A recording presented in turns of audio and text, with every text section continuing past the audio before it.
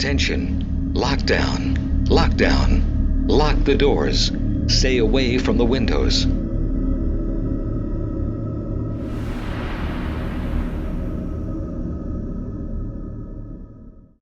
It happened in January in a high school in eastern Colorado, a quiet district surrounded by farmland and empty roads.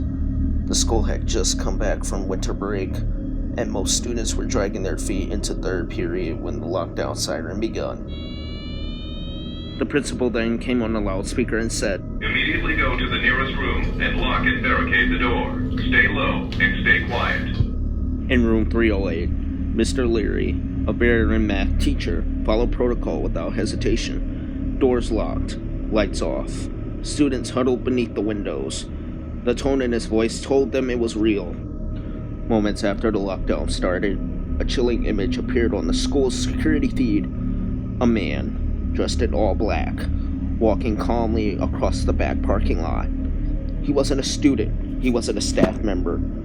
He carried a large duffel bag slung over one shoulder. He had arrived in a school bus. Later they learned he'd stolen the bus from the nearby depot, pulled it into the school lot with a terrifying ease, and walked through the open back gate like he belonged there. What made it worse was how calmly he moved.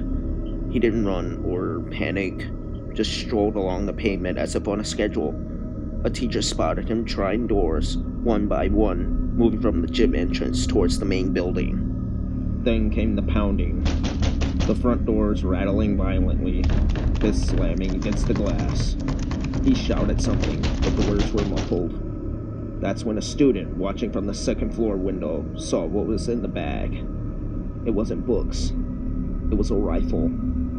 Police arrived within 6 minutes. The man fled towards the baseball field but was tackled near the bleachers by responding officers. He was armed, and later investigation revealed he'd written a manifesto of sorts, targeting a teacher who no longer even worked there. The lockdown lasted 52 minutes. No shots were fired, and no lives lost.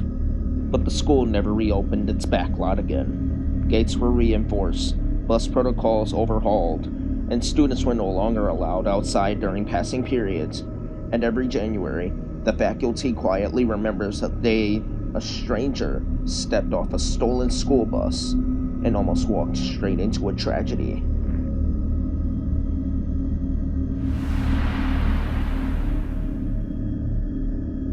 Late October, just outside a small town in Oregon. The school was called Crescent Ridge High, a rural campus around 400 students, surrounded by thick woods and along stretches of 2-lane highway. It was the kind of place where everyone knew everyone, where things rarely went wrong. But that Tuesday changed all of it. At 10:43 a.m., the school went into a sudden lockdown. No warning, no explanation. Just the intercom crackling to life and the principal's voice trembling as she said, "This is not a drill. Teachers, initiate full lockdown procedures immediately." Inside room 106, Mr. Dalton, a history teacher, quickly shut the lights, locked the doors, and motioned his students into the corner. No one spoke. The students thought it might be a drill, until they noticed how pale Mr. Dalton had gotten. See, Mr. Dalton had been through a real lockdown before, years ago, in another district, and he knew the signs, the difference in tone, the silence in the halls, the way the intercom clicked off too fast like the speaker was in a rush to hide. At 10:47 a.m., 4 minutes into the lockdown, the sound of footsteps echoed in the hallway. Not rushed, not urgent, just deliberate. Someone was walking up and down the corridor, stopping at each classroom door, trying to handle slowly, checking if they would open every few seconds. The door handle of room 106 jiggled, like whoever was out there was just testing. The worst part, you could hear breathing. Mr. Dalton motioned the kids to stay low. No phones, no whispering. Then the knocking started. It wasn't a panicked pounding. It was rhythmic, 1 knock, 2 pause, then 3 fast ones, like some kind of pattern, over and over. It went on for nearly 2 minutes. Eventually, the knocking stopped. Everyone thought it was over, until the classroom phone started ringing. Mr. Dalton didn't move. The phone never rang during lockdowns, but it just kept going. After the 4th ring, the voicemail picked up, and that voice that came through was not a teacher or a student. It was a man's voice. He only said one sentence. You should have opened the door. Then the line went dead. Some of the students started crying quietly. One girl tried texting her mom but had no signal. Mr. Dalton texted the office. Nothing. It wasn't until 11:36 a.m., nearly an hour later, that a real voice came over the intercom. This time, it was Officer Henders, the school resource officer. The intruder has been detained. Remain on lockdown until instructed. Only later did the truth come out. A man had entered through the maintenance door that hadn't latched properly.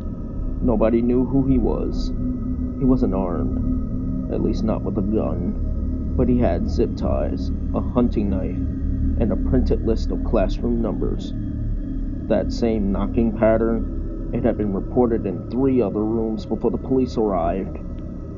He never said why he was there. He never gave a name. When he was questioned, he kept repeating, "I only wanted one door to open." To this day, no one knows how long he'd be watching the school. Some say he'd be seen some weeks earlier at the gas station across the street, sitting in a parked van. Others think he's been in the school before, blending in. But what really unsettled the students, what still keeps them awake at night, is how close they came to opening that door. One twist of the knob, and everything might have just ended differently.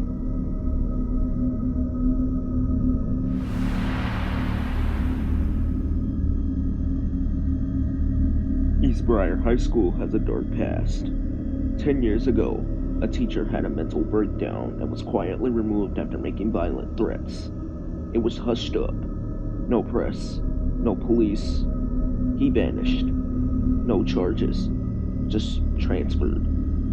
No one ever brought it up again. At 8:37 a.m., while students were still arriving, a man entered the main office and asked to speak with the counselor. He wasn't on any visitor list. He wasn't a parent. When the secretary hesitated, the man turned and walked calmly down the hall towards the classrooms. That's when the first call went out over the intercom.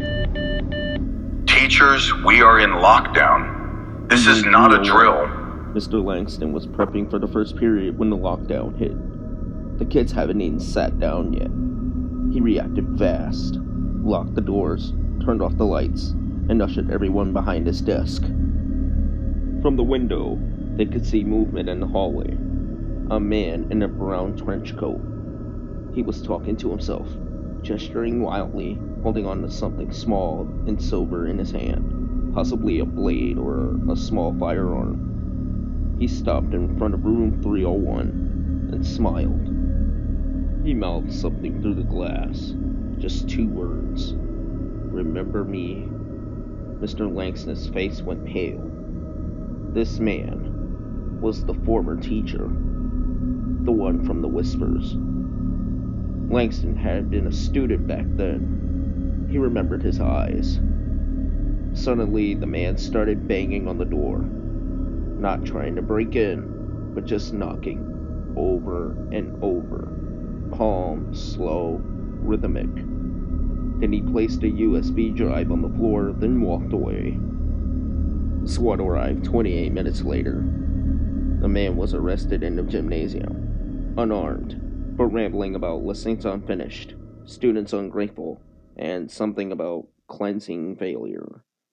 The USB drive contained journal entries, rants, lesson plans written into violent manifestos. He has spent the last decade planning his return. He never made it past the hallway, but the psychological scars stayed, especially for Mr. Langston, the boy who once sat in his classroom, now the teacher, who faced him down again. The school replaced the locks. The hallways were repainted, but room 301, it's never been used anymore.